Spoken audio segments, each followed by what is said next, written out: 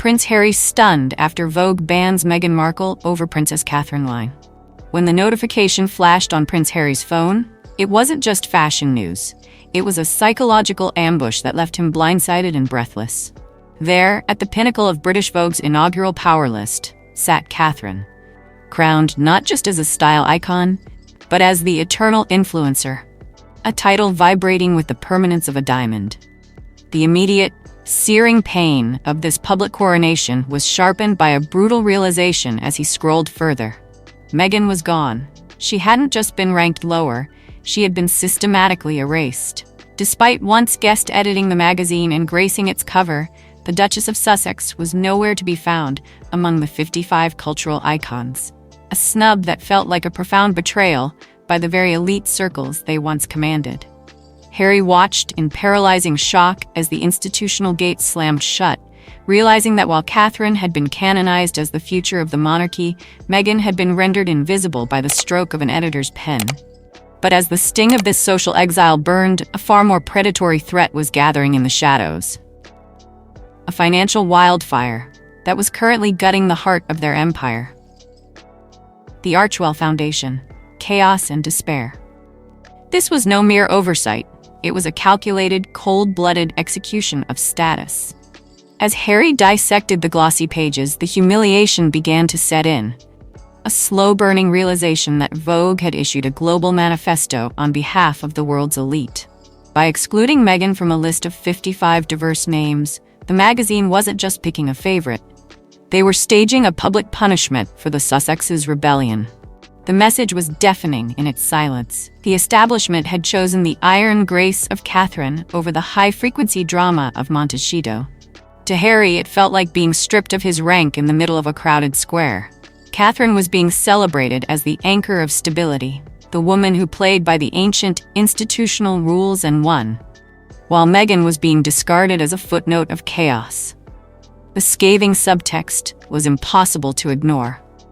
Vogue had effectively canonized Catherine's power of silence, the way she lets her work and her presence move markets without uttering a single defensive word.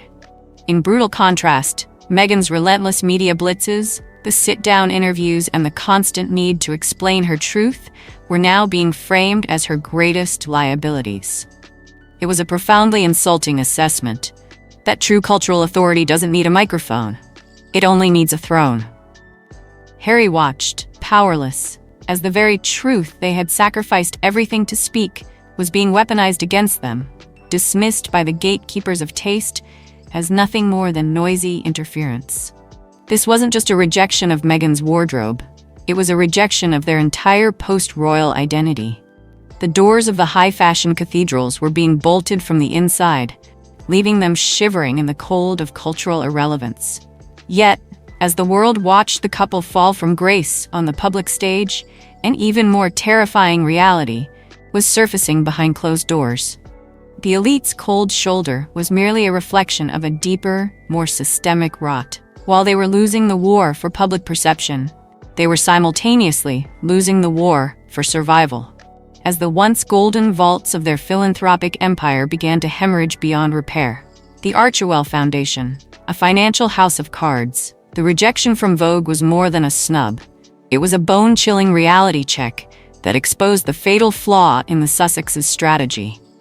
As the whispers from the marble halls of Condé Nast grew into a roar, Harry was forced to face a scathing truth. Meghan hadn't been excluded because she was forgotten, but because she had committed the ultimate sin in the world of the elite. She tried to outrank the institution. Insiders whispered of a list of demands that felt less like a collaboration and more like a hostile takeover.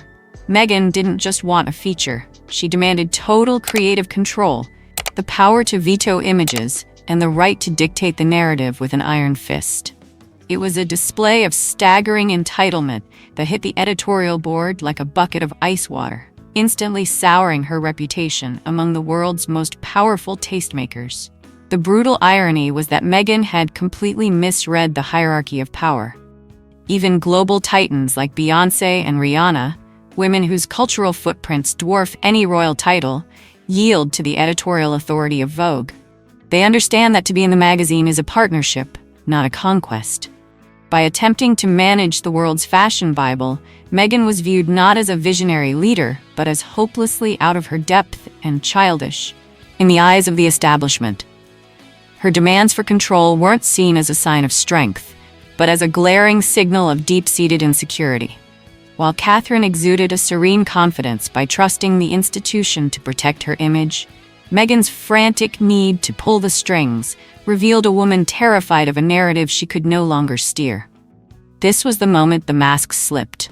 The Hollywood gloss couldn't hide the shattering reality that she had become persona non grata in the very circles she moved to California to conquer. The gatekeepers had officially closed the book, viewing her not as an icon, but as a liability too difficult to handle.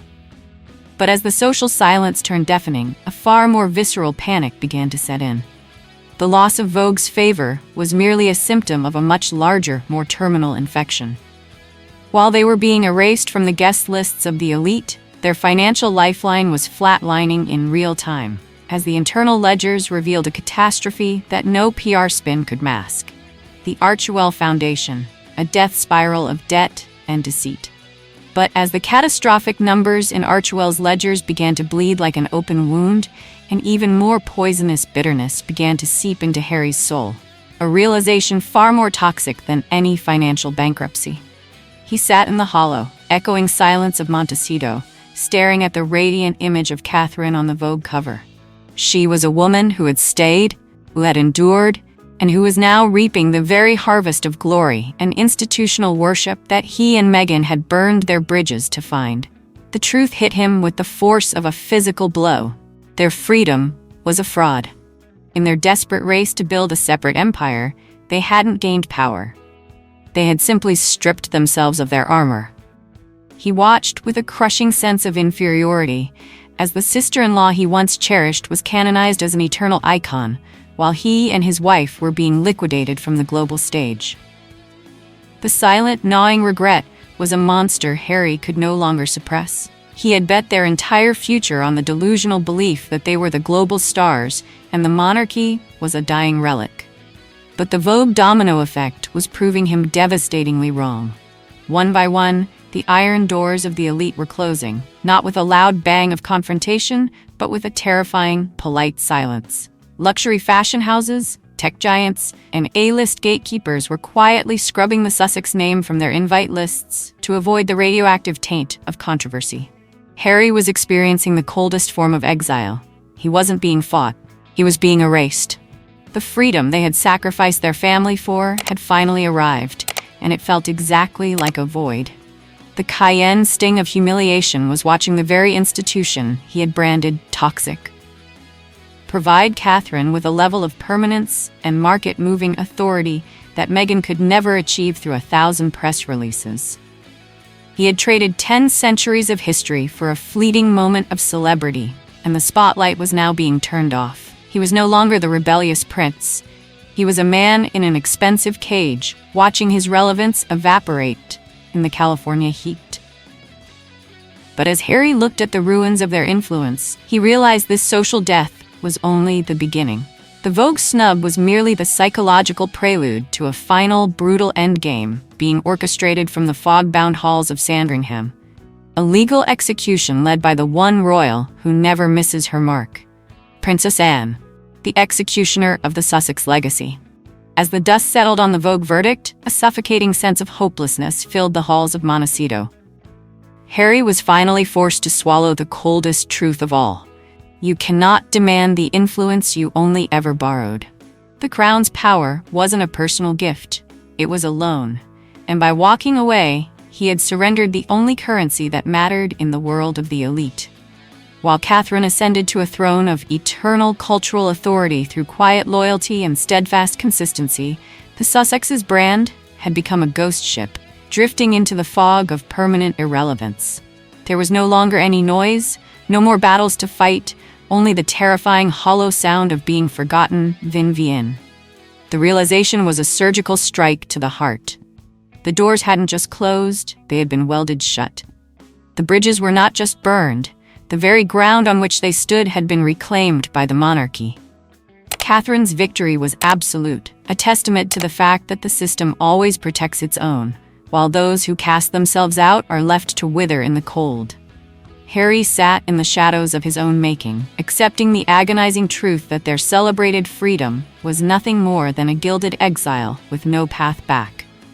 But as the sun set on their royal dreams, a final, coded transmission arrived from the fog-bound estate of Sandringham, carrying a lethal ultimatum from Princess Anne that would turn their social death into a legal execution, the 90-day countdown to total surrender. As Harry sits in the shadow of his own making, watching the world choose his brother's wife over his own, the message is clear. The game is over, and the institution has won. But what do you think? Is this the final curtain call for the Sussexes, or can they survive this cultural erasure? Drop your thoughts in the comments below. I read every single one. If you enjoyed this deep dive, make sure to hit that like button and subscribe to stay ahead of the next royal storm. Thank you for riding with me through this revelation, and I'll see you in the next one.